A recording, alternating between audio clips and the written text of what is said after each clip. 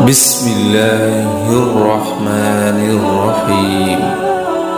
شروع اللہ کے نام سے جو بڑا مہربان نہایت رحم والا ہے۔ السلام علیکم ورحمۃ اللہ وبرکاتہ۔ غربت آپ کو چھو بھی نہ سکے گی، یعنی کہ غربت ختم کرنے کی بہترین دعا حضرت علی رضی اللہ تعالیٰ عنہ سے روایت ہے کہ حضور صلی اللہ علیہ وآلہ وسلم نے فرمایا، جو شخص 100 مرتبہ روزانہ یہ کلمہ پڑھا کرے تو یہ اس کے لیے فقر و فاقہ سے امان اور وحشت قبر سے نجات ہوگی۔ اور وہ دعا یہ ہے، لا الہ الا اللہ الملک الحق المبین۔